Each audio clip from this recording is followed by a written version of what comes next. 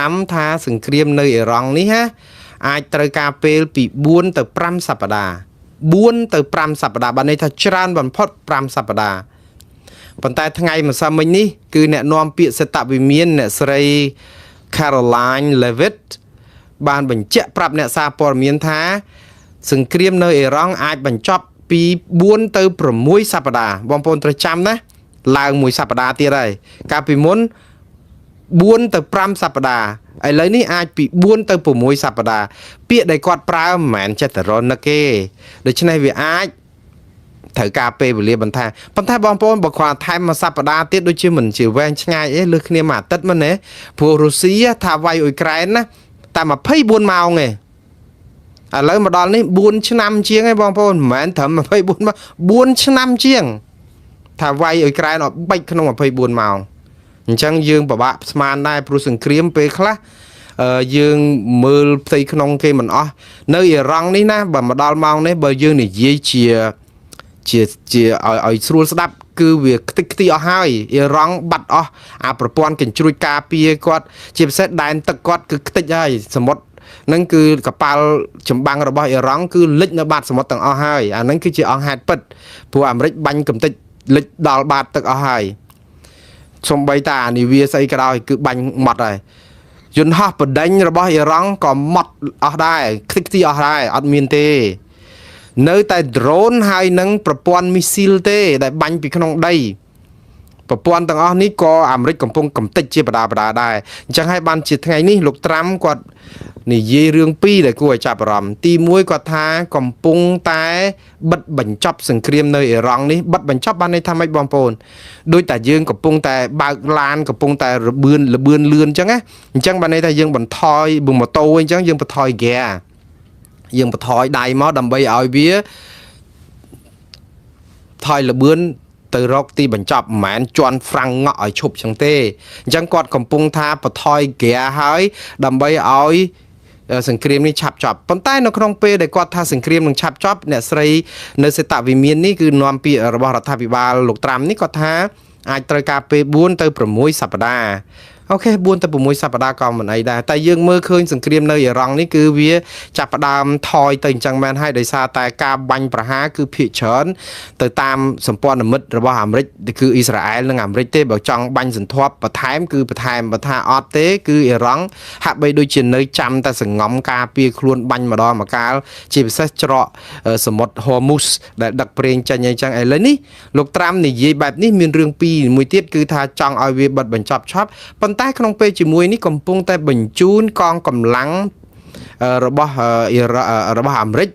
តាមកប៉ាល់ចម្បាំងទៅមជ្ឈិមបូព៌ា 2500 នាក់គាត់ថានឹងបិទបញ្ចប់ប៉ុន្តែបញ្ជូនកម្លាំងទ័ពអាមេរិកដែលជាទ័ពជើងគោកហ្នឹងណាទៅតំបន់មជ្ឈិមបូព៌ាតែលោកបានប្រកាសថ្ងៃនេះច្បាស់លាស់ថាអាមេរិកនឹងមិនយកទ័ពថ្មើរជើងណាម្នាក់ទៅជន់លើទឹកដីអ៊ីរ៉ង់ទេបានន័យថាមិនបញ្ជូនទៅទឹកដីអ៊ីរ៉ង់ទេអញ្ចឹងបានលោកភ័យដែរព្រោះអីប្រជាពលរដ្ឋអាមេរិកអត់ចង់ឲ្យដាក់ទ័ពថ្មើរជើងរបស់អាមេរិកនៅលើទឹកដីអ៊ីរ៉ង់ទេព្រោះខ្លាចស្លាប់ទាហានអាមេរិកដោយឥតប្រយោជន៍អញ្ចឹងបើសិនជាវាយពីលើអាកាសបានអីហ្នឹងក៏គេមិនសូវគ្រប់គ្រងផងគាត់ថាឥឡូវយកមនុស្សទៅស្លាប់ទៀតខ្ញុំជឿថាលោកត្រាំគាត់មិនអាចនឹងមកប្រាប់ប្រជាពលរដ្ឋអាមេរិកដើម្បីឲ្យស្ងប់ចិត្តទេព្រោះមកដល់ម៉ោងនេះទាហានអាមេរិកចំនួន13រូបហើយដែលបានពលីនៅក្នុងសមរភូមិនៅឯប្រទេសអ៊ីរ៉ង់តាមពិតគាត់មិនមែនស្លាប់នៅក្នុងអ៊ីរ៉ង់ទេស្លាប់នៅក្នុងសង្គ្រាមព្រោះយើងដឹងហើយលើកទី1នៅពេលដែល drone របស់អ៊ីរ៉ង់បាញ់ត្រូវមូលដ្ឋានទ័ពយោធាអាមេរិកនៅគូវេតស្លាប់ទាហានអស់6នាក់ហើយក្រោយមកទៀតទាហាន6នាក់ទៀតស្លាប់ដោយសារតែអាយន្តហោះដឹកប្រេងទៅចាក់ប្រេងនៅលើអាកាសរបស់គាត់ហ្នឹងប៉ះគ្នាមិនមែនត្រូវការបាញ់ប្រហារទេគឺប៉ះគ្នានៅលើអាកាសហ្នឹងក៏ធ្លាក់ឆេះទៅគឺស្លាប់មនុស្សអស់6នាក់ទៀតយន្តហោះមួយគ្រឿងទៀតចុះចោតដោយសុវត្ថិភាពអញ្ចឹងអស់12នាក់នៅក្នុងហ្នឹងក៏មានទាហានអាមេរិកដែលក្នុងបេសកកម្មហ្នឹងស្លាប់ដោយជំងឺរោគគាពៀតទេអញ្ចឹងស្លាប់អស់13នាក់ហើយមកដល់ម៉ោងហ្នឹងប៉ុន្តែបងប្អូនទាហានអាមេរិកស្លាប់13នាក់ហ្នឹងមិនមែនស្លាប់នៅទឹកដីអ៊ីរ៉ង់ទេគឺនៅគូវេតឬក៏នៅដែនដីនៅប្រទេសអ៊ីរ៉ាក់ ឯណោះទេនៅលើអាកាសហ្នឹងក៏នៅអិរ៉ាក់ដែរហើយម្សិលមួយថ្ងៃហ្នឹងទើបតែយន្តហោះអាមេរិកមួយដែលយើងដឹងហើយយន្តហោះអាមេរិក3គ្រឿងកាលពីក្នុងសង្គ្រាមហ្នឹងគឺ F16 ហ្នឹងត្រូវបានកញ្ជ្រួចអ៊ីរ៉ង់បាញ់ត្រូវ3គ្រឿងក៏ប៉ុន្តែ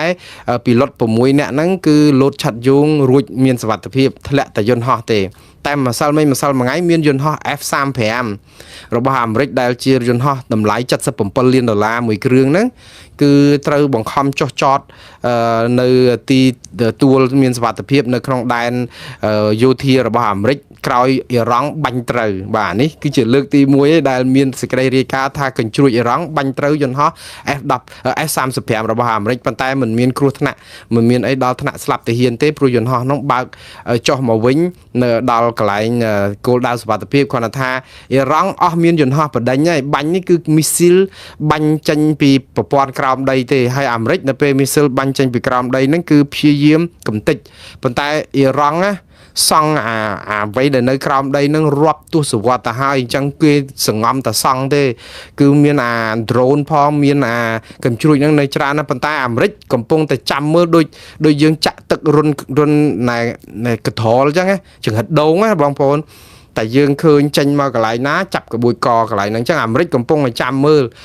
យកយន្តហោះបដិញបត្រុយទៅតាមលើដែនអាកាសរបស់អ៊ីរ៉ង់អញ្ចឹងទៅដូចតាក់ម៉ួយអញ្ចឹងណានឹងគេហៅផ្កាននងនឹងបបក់ហ្នឹងផ្លែងៀងបបក់បើឃើញថាអ៊ីរ៉ង់បាញ់ចេញពីកន្លែងណាមួយគឺសន្ធាប់ទម្លាក់គ្រាប់ប្រភេទគ្រាប់ដែលទម្ងន់ដល់ទៅរាប់តោនហ្នឹងដើម្បីខួងចូលក្រោមដីកន្លែងកញ្ជ្រួចហ្នឹងដូច្នេះអ៊ីរ៉ង់ដល់ពេលដែលត្រូវតែលើកទង់សនៅពេលណាមួយជាមិនខានព្រោះអីទៅលែងរួចហើយចង់និយាយថាបានតែសំងំដើម្បីតែបាញ់តបអញ្ចឹងអាមេរិកនឹងសម្រុកមកក្តាំងទៀតពេលដែលពងបិទហ្គានេះឬក៏បន្ថយលបឿននេះគឺក្នុងន័យថាសរុបមកប្រាវគឺឲ្យបិទឲ្យចប់សង្គ្រាមនៅអ៊ីរ៉ង់ក្នុងរយៈពេល6សប្តាហ៍យ៉ាងយូរដោយអ្នកស្រី Caroline និយាយអញ្ចឹងក្នុងពេលជាមួយគ្នាហ្នឹងអាមេរិកបានដាក់ចប់សុំកញ្ចប់ថវិកាទៅរដ្ឋសភា$200,000 លានសម្រាប់បិទបញ្ចប់សង្គ្រាមនៅអ៊ីរ៉ង់នេះចឹងលុយនេះគឺច្រើនមែនតើបងប្អូន$200,000 លានស្មើនឹងថវិកានៅប្រទេសកម្ពុជាចាយ20ឆ្នាំគាត់ថាថវិកាសម្រាប់ដើម្បីទៅទប់គេហៅគ្រាប់រំសេវនិងសពាវុធអីព្រោះអីបាញ់មកប្រាវនេះអស់មកកណោដែរបងប្អូនគាត់ថាសង្គ្រាមតែប្រហែលថ្ងៃមួយអាទិត្យដំបូងអាមេរិកចំណាយលុយអស់ជាង$11,000 លានបាទមួយថ្ងៃចំណាយជាង$1,000 លានឬក៏ថា$1,000 លានជាងមួយថ្ងៃអញ្ចឹងគ្រាន់តែមួយអាទិត្យហ្នឹងអាមេរិកចាយលុយសម្រាប់ទ័ពដែលទម្លាក់គ្រាប់នៅអ៊ីរ៉ង់ហ្នឹងអស់ស្មើនឹងថវិកាជាតិកម្ពុជាជាង1ឆ្នាំ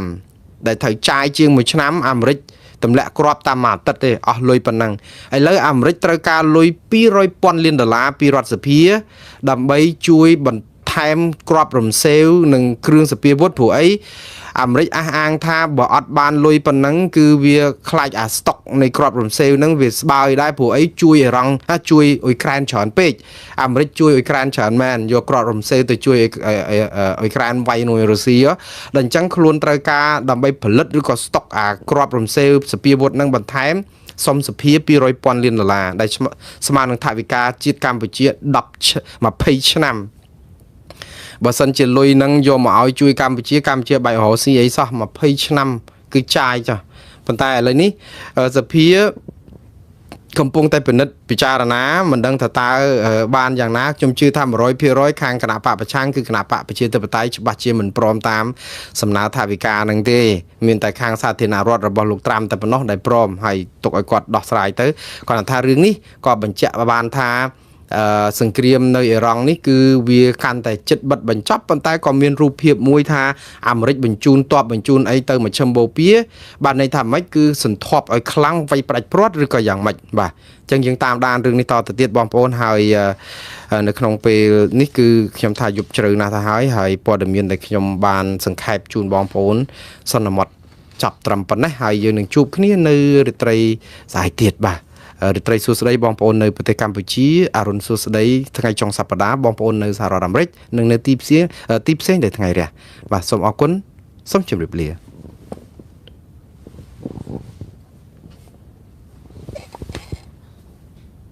ដែលស្មោះស្ម័គ្រហ៊ានកាងការពីហ៊ានទទួលខុសត្រូវចំពោះរឿងអីហ៊ានយកជីវិតរបស់ខ្លួនទៅដាក់ពាំងមនុស្សដែលជាទីស្រឡាញ់របស់ខ្លួន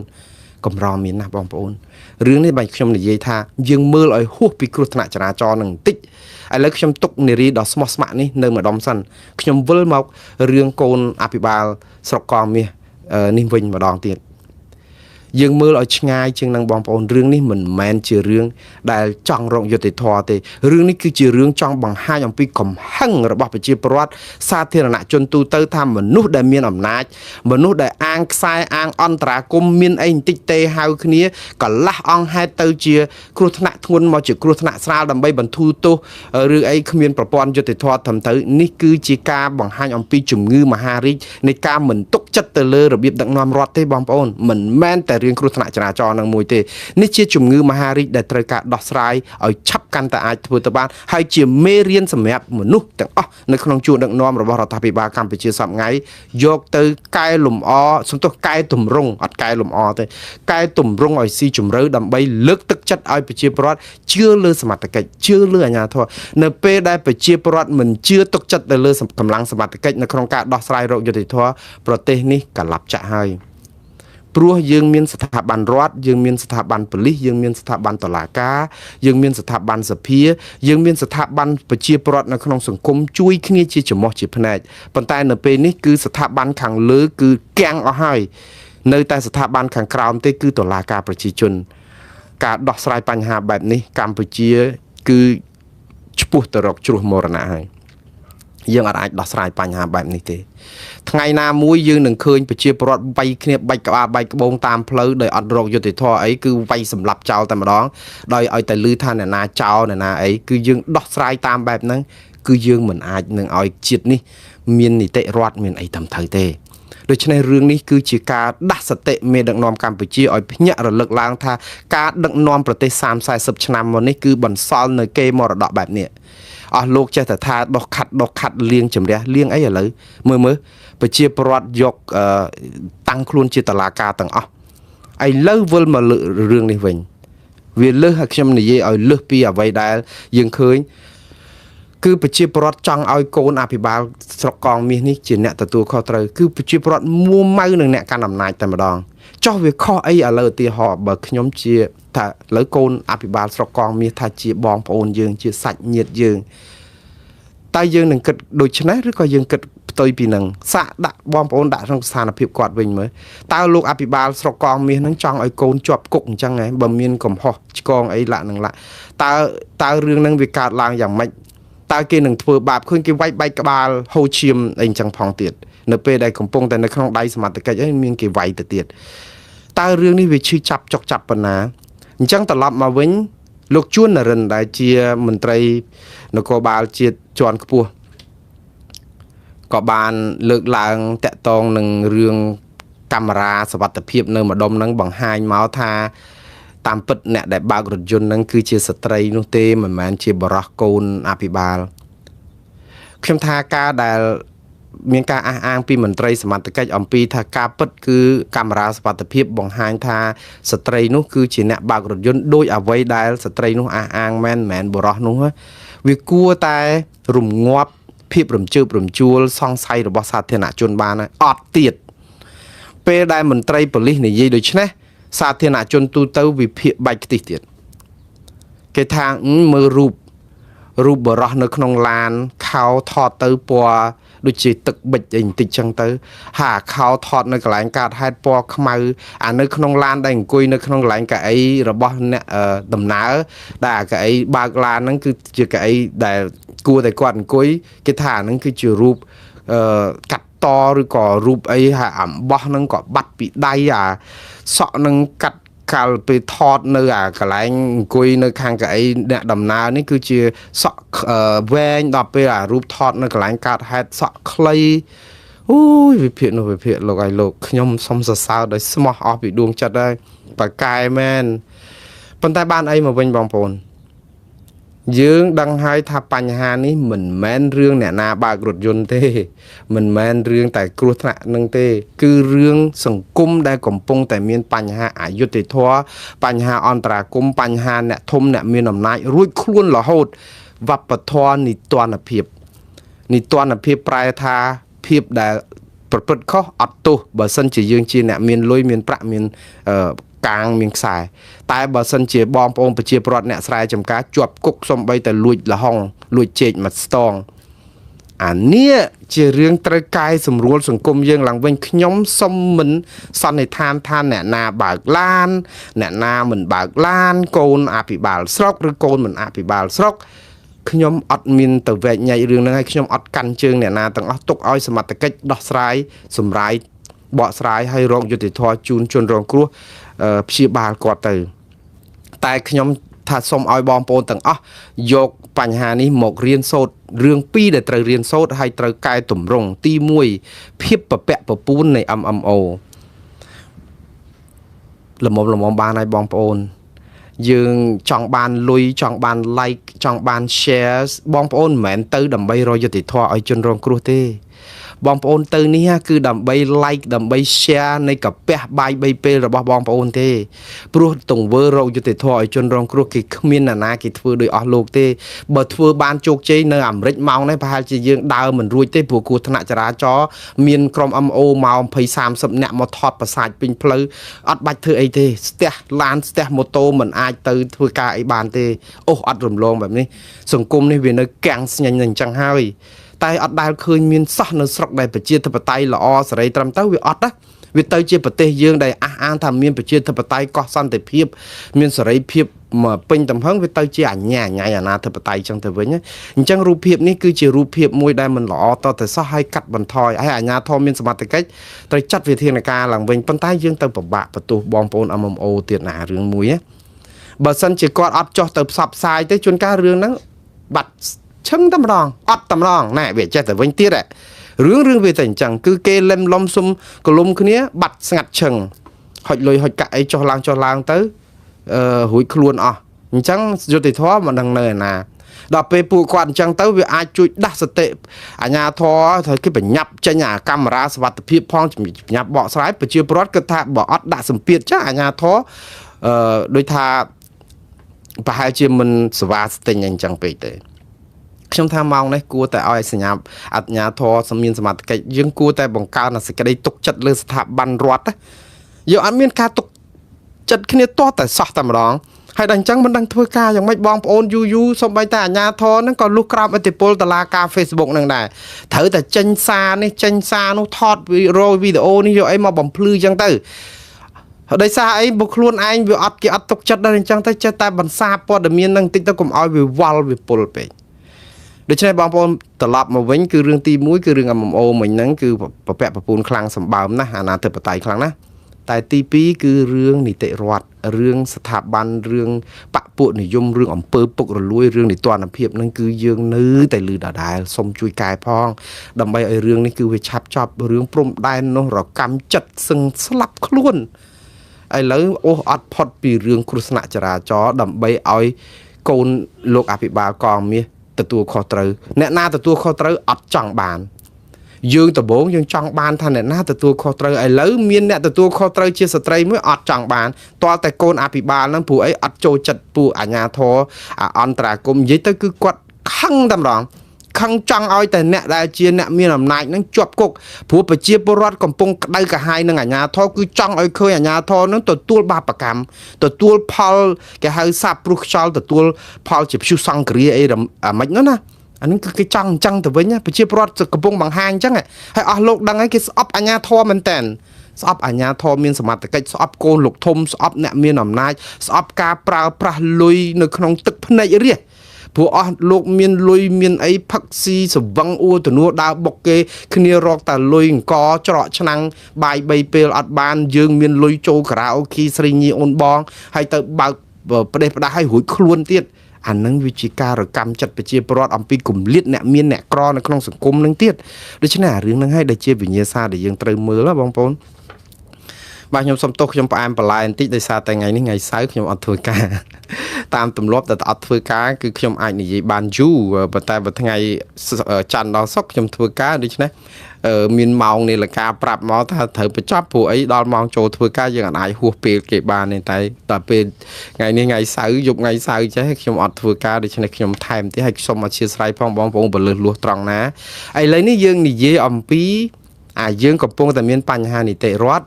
ប្រព័ន្ធតុលាការយើងប្រជាប្រដ្ឋអត់ទុកចិត្តប្រជាប្រដ្ឋចង់ដោះស្រាយរឿងខ្លួនឯងមានអ្នកច្បាប់កម្ពុជាម្នាក់គាត់បានលើកឡើងអំពី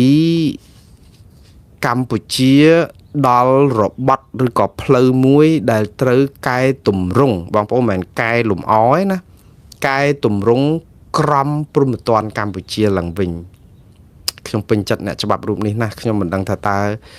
ខ្ញុំនឹងត្រូវសរសើរគាត់ឲ្យគាត់ស្លាប់ឬក៏បង្អាប់ឲ្យគាត់រស់យ៉ាងណាទេខ្ញុំសរសើរលោកឡុងបញ្ញវុឌ្ឍមិនមែនសរសើរឲ្យលោកស្លាប់ទេហើយក៏ខ្ញុំមិនមានអីបង្អាប់លោកឲ្យលោករស់អីនោះដែរប៉ុន្តែព្រោះអីលោកប្រើវិជ្ជាជីវៈបច្ចេកទេសផ្លូវច្បាប់ចំណេះជំនាញជាបញ្ញវន្តច្បាប់លោកសរសេរព័ត៌មាននេះជាសាធារណៈទេគ្រាន់តែខ្ញុំពេញចិត្តនឹងអត្ថបទដែលលោកផ្សាយឲ្យបងប្អូនចង់ឃើញអត្ថបទចុះផ្សាយនៅក្នុងសារព័ត៌មាន The Cambodia ថ្ងៃនេះអំពីមតិរបស់លោកឡុងបញ្ញវុឌ្ឍទៅអានទាំងអស់គ្នាទៅជួយគ្រប់គ្រងមតិរបស់គាត់ផងព្រោះអ្នកច្បាប់ដូចលោកឡុងបញ្ញវុឌ្ឍនេះណាដូចលោកបណ្ឌិតកិនភាដែលនិយាយត្រូវអញ្ចឹងគឺជាត្បូងកម្រនៃបបៃលិនអស់ហើយយើងកាយបានត្បូងមួយហ្នឹងគឺបញ្ញាយមកមើលគ្នាអូយមានទៀតនៅមានទៀតងាប់ហើយកាយអស់ហើយនៅមានទៀតគឺថារំភើបវ៉ាដែលមានអ្នកដែលនិយាយត្រូវអ្នកដែលហ៊ាននិយាយរិះគន់រដ្ឋាភិបាលឲ្យក្នុងន័យស្ថាបនាសូម្បីតែរិះគន់ក្នុងន័យស្ថាបនាហ្នឹងក៏បញ្ញវន្តបណ្ឌិតស្រុកខ្មែរយើងលងលក់អស់ហើយយើងអាចជ័យធ្លាក់ទឹកហើយអើម៉ាយុទ្ធសងបញ្ញវន្តសំងំសុកទុកឲ្យស្រុកទេសនេះរងទុកវេទនាឥឡូវមានខ្លះមកវាជាក្តីសង្ឃឹមខ្លះដែររដ្ឋាភិបាលកែមិនកែក៏ប្រជាពលរដ្ឋគិតថាអូគេមានខ្មែរយើងមានអ្នកដែលគេស្រឡាញ់ជាតិគេមានអ្នកដែលហ៊ាននិយាយត្រូវចឹងដែរតើណាបញ្ញវន្តបណ្ឌិតអ្នកច្បាប់អីមិនតែអត់សោះស្លាប់អស់ហើយនេះគឺជាការផ្ដល់ក្តីសង្ឃឹមមួយដល់ប្រជាពលរដ្ឋ17លាននាក់បើទោះបីជាសង្ឃឹមតិចដូចខែរះស្ទើរលិចមិនដឹងព្រិចអីហ្នឹងក៏វាជាក្តីសង្ឃឹមបានខ្លះដែរលោកឡុងបញ្ញវុឌ្ឍសរសេរអត្ថបទដែលមានកម្រាស់ប្រហែលជា3ទំព័រដែលគួរឲ្យចាប់ចិត្តនៅសារព័ត៌មានកម្ពុជានៅថ្ងៃនេះហ្នឹងគឺគាត់សរសេរអំពីថាក្រមព្រហ្មទណ្ឌឆ្នាំ2009ក្រមព្រហ្មទណ្ឌយើងគឺចេញតាំងពីឆ្នាំ2009មកឥឡូវ2026ប្រហែលហើយបងប្អូន17ឆ្នាំហើយអត់បានកែប្រែអត់បានធ្វើអីសោះហើយរឿងដែលសរកម្មចិត្តមែនតើនៅក្នុងក្រមព្រហ្មទណ្ឌរបស់យើងគឺការដែលពលាតពង្រីកបទចោតប្រកាន់អ្នកណាក៏ដោយចាប់គេដាក់គុកគឺញុះញង់ទាំងអស់សារព័ត៌មានអន្តរជាតិសហគមន៍អន្តរជាតិអង្គការសហប្រជាជាតិសហរដ្ឋអាមេរិកប្រទេសចម្រុះនៅលើពិភពលោកស្នើថាការបញ្ចេញមតិមិនមែនជាបទឧក្រិដ្ឋទេវាគួរតែជាបទឧក្រិដ្ឋរដ្ឋប្រវេណីសម្របសម្រួលគ្នាទៅគឺថាយើងឲ្យតែស្អីញុះញង់ហើយញុះញង់ប៉ះពាល់សន្តិសុខជាតិញុះញង់ប៉ះពាល់សន្តិភាពសាធារណៈញុះញង់ប៉ះពាល់ដល់សុខសន្តិភាពសង្គមក្បត់ជាតិគឺញុះញង់ទាំងអស់ដល់អញ្ចឹងទៅគឺចាប់មនុស្សដាក់គុកឲ្យឡើងច្រើនអាណែកជាពិសេសគឺក្រុមគ្រប់គ្រងគណៈបកប្រឆាំងឬក៏អ្នកដែលមិនគ្រប់គ្រងរដ្ឋាភិបាលអ្នកដែលជាសកម្មជនបរិស្ថានការពារធនធានធម្មជាតិដូចក្រុមចលនាមេដាធម្មជាតិ5នាក់មានភួនកែវរស្មីមានឡុងកន្ធាមានលឹមលៀងហ៊ីមានថនរដ្ឋានិងមានលីចន្ទរាវុធមានក្រុមរបស់លោកស្រុនស្រនដែលកិច្ចព្រមព្រៀងសន្តិភាពទីក្រុងប៉ារីគ្រាន់តែមកនិយាយអំពីកម្ពុជារំលោភបំពានកិច្ចព្រមព្រៀងសន្តិភាពទីក្រុងប៉ារីឲ្យស្ដារប្រទេសមានសិទ្ធិសេរីភាពឡើងវិញលោកស្រុនស្រននិងសភាជាប់គុកដល់ឥឡូវគម្រោង CLV ហ្នឹងមួយឡាវមួយវៀតណាមមួយខ្មែរហ្នឹងថាលុបចោលគម្រោងហ្នឹងទៅចោតប្រកាន់គ្នាពីរឿងរិះគន់គម្រោងហ្នឹងឥឡូវគម្រោងលុបចោលអង្គហេតុលែងមានអ្នកជាប់គុកនៅតែជាប់គុកដោយសារការពន្លាតច្បាប់យើងហ្នឹងឲ្យយឺតដូចកៅស៊ូហើយអ្នកណាផ្សេងទៀតលោកកម្មសខាជាប់ទោសពីក្បត់ជាតិជាប់គុកក្នុងផ្ទះ27ឆ្នាំ អត់ឲ្យធ្វើនយោបាយលោករងឈុនធ្វើទុកបុកម្នេញលក់ឲ្យគាត់លក់ឡៃឡងផ្ទះសម្បែងលាក់នឹងលាក់បណៃប្រាក់ហើយលើសល់ជាប់រឿងក្តីឲ្យមនុស្សច្រើនផ្សេងទៀតដែលនៅជាប់គុកជាប់ពន្ធនាគារហ្នឹងដោយសារតែបាត់ល្មើសដែលយើងបកស្រាយប្រយុទ្ធទៅថាស្អីក៏ញុះញង់នឹងដែរប៉ុន្តែលោកឡុងបញ្ញវត្តគាត់និយាយចេះថាក្រមព្រហ្មទណ្ឌឆ្នាំ2009ដែលបានបម្រើជាឆ្អឹងខ្នងនៃប្រព័ន្ធយុតិធធម៌ព្រហ្មទណ្ឌអស់រយៈពេលជាង1ទសវត្សរ៍កន្លងមកនេះបានដើរតួនាទីយ៉ាងសំខាន់នៅក្នុងការរក្សាសន្តិភាពសង្គមនិងកំណត់គោលការណ៍នៃការផ្ដន្ទាទោសទោះជាយ៉ាងនេះក្តីបាទអ្នកច្បាប់រូបនេះនិយាយថាក្រោយរយៈពេលជាង10ឆ្នាំនៃការអនុវត្តបរិបទសង្គមនយោបាយនិងបច្ចេកវិទ្យាក៏បានផ្លាស់ប្ដូរយ៉ាងខ្លាំងអស់ហើយដែលធ្វើឲ្យការពិនិត្យឡើងវិញនៃក្រមនេះคล้ายជាការចាំបាច់ហេតុអីបានជាលោកឡុងបញ្ញវុឌ្ឍនិយាយថាការពិនិត្យឬក៏ធ្វើវិសោធនកម្មច្បាប់នេះជាការចាំបាច់ព្រោះអីប្រហែលថ្ងៃមុនហ្នឹងលោកកើតរិទ្ធដែលជាមន្ត្រីក្រសួងយុតិធធម៌គឺរដ្ឋមន្ត្រីក្រសួងយុតិធធម៌និយាយអំពីតម្រូវការដែលត្រូវពិនិត្យឡើងវិញនឹងកែប្រែច្បាប់នេះខ្ញុំសូមសរសើរលោកកើតរិទ្ធដោយស្មោះស្ម័គ្រដែរព្រោះយើងកម្រមានរដ្ឋមន្ត្រីក្រសួងណាមួយដែលហ៊ានចង់ចេញកែប្រែច្បាប់ដើម្បីផ្ដល់សិទ្ធិសេរីភាពឲ្យប្រជាពលរដ្ឋណាព្រោះចង់តែរឿងងើបមួយវាយមួយប៉ុន្តែយើងដឹងអាងើបមួយវាយមួយហ្នឹងតិចទៀតអស់មនុស្សវាយតែគ្នាឯងតែឥឡូវចង់អស់មនុស្សវាយមែនហើយព្រោះអីចាប់គេដាក់គុកអស់ហើយស្រុកកំពុងតែបញ្ហាកលយុគបែបនេះហើយយើងនៅតែចាប់គ្នាដាក់គុកទៅទៀតនេះតើឈ្នះអីថៃអីវិញយើងមើលគេ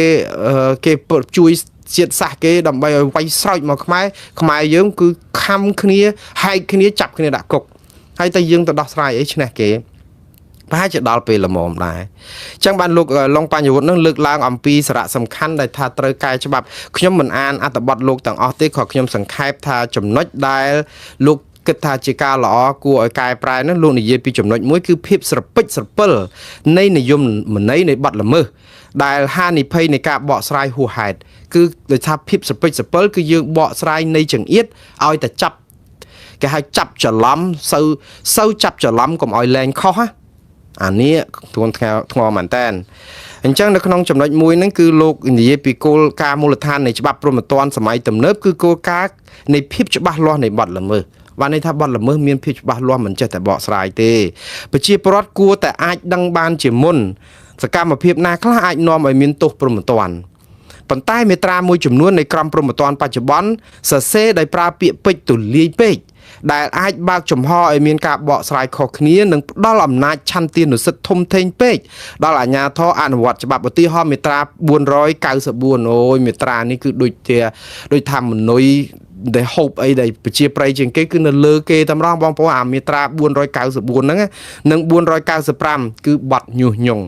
មកមនុយគឺអាមុខមហូបយើងគឺមានតែបទញុះញង់ចូលដល់ហាងហ្នឹងមិនបាច់ហៅអីចុចបិទភ្នែកទៅសុំមួយចានបទញុះញង់ចុចកន្លែងណាក៏បទញុះញង់ដែរអញ្ចឹងទៅគឺអាញុះញង់ហ្នឹងគឺពាក្យពេចន៍ហ្នឹងគឺវាបកស្រាយទូលាយដូចជាការបង្កភាពវឹកវរដល់សន្តិសុខសង្គមឬញុះញង់ដោយគ្មានការកំណត់និយមន័យច្បាស់លាស់លោកថាអាញុះញង់បែបអត់មាននិយមន័យច្បាស់លាស់ហ្នឹងវាធ្វើឲ្យប៉ះពាល់ដល់ប្រជាពលរដ្ឋយើងដែលបញ្ចេញសិទ្ធិសេរីភាពហ្នឹងណាហើយមួយទៀតលោកខ្ញុំលើកអំពីតកតងនឹងទី5ចុះពលលោកមានច្រើនចំណុចខ្ញុំចង់ឲ្យបងប្អូនទៅអានសារព័ត៌មាននៅកម្ពុជាហ្នឹងអំពីមតិរបស់លោកច្រើនជាងជាការលើកទឹកចិត្តឲ្យអានសារព័ត៌មាននៅក្នុងស្រុករបស់យើងផងកម្ពុជាគឺជាសារព័ត៌មានដ៏គួរឲ្យទុកចិត្តមួយនៅពេលដែលសារព័ត៌មានឯករាជ្យត្រូវគេបិទអស់សឹងអស់ហើយយូរទៅមានកម្ពុជាអីនៅរសារវិជ្ជាជីវៈគាត់បានល្អជួយគ្រប់គ្រងគាត់ផងការពារសិទ្ធិកោតកម្មនិងធ្វើបាតកម្មដោយសន្តិវិធី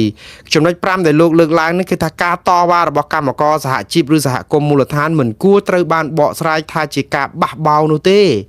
លុះត្រាតែមានភស្តុតាងច្បាស់អំពីការប្រើប្រាស់ហិង្សាឬអាវុធ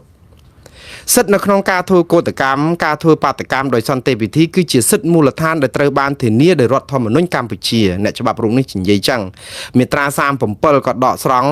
រដ្ឋធម្មនុញ្ញធានាសិទ្ធិកោតកម្មមាត្រា31ទទួលសិទ្ធិសេរីភាព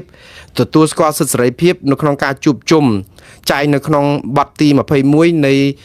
កតិកាសញ្ញារបស់អន្តរជាតិស្តីពីសិទ្ធិពលរដ្ឋនិងសិទ្ធិនយោបាយ ICCPR នៅក្នុងសង្គមដែលមានការគោរពនីតិរដ្ឋការតវ៉ាដោយសន្តិវិធីគួរត្រូវបានមើលឃើញថាជាផ្នែកមួយនៃការចូលរួមជាសាធារណៈមិនមែនជាការគំរាមកំហែងដល់រដ្ឋឡើយថ្ងៃណាបានលោកលងបញ្ញវុฒิឈរឈ្មោះជានាយករដ្ឋមន្ត្រីកម្ពុជាខ្ញុំបោះឆ្នោតឲ្យមុនគេហ្មងនេះព្រោះអីយើងកម្រមានអ្នកដែលជាបញ្ញវន្តហើយនិយាយត្រូវអញ្ចឹងហើយហ៊ាននិយាយវាកម្រមែនតែនដែលខ្ញុំថាឲ្យតែលឺគាត់និយាយម្ដងភ័យជំនួសគាត់ដែរថាតើគាត់អាចនិយាយបែបនេះយូរបានប៉ុណ្ណាណោះតែខ្ញុំមើលទៅរដ្ឋាភិបាលកម្ពុជាហាក់បីដូចជាដល់របត់មួយដោយអស់ជំរឿសដែរអស់ជំរឿសហ្នឹងគឺបានន័យថាចាប់ផ្ដើមប្រឡែងបងប្អូនដូចថាវាតឹងពេកចាប់ផ្ដើមប្រឡែងទៅយូរប្រឡែងលោកកិនភៀមួយទៅឲ្យហ៊ាននិយាយការពិតខ្លះទៅហើយចាប់ផ្ដើមប្រឡែងលោកលងបញ្ញវុฒิនេះឲ្យនិយាយលោកលងបញ្ញវុฒิមានហ៊ាននិយាយអញ្ចេះតាំងពីកាលមក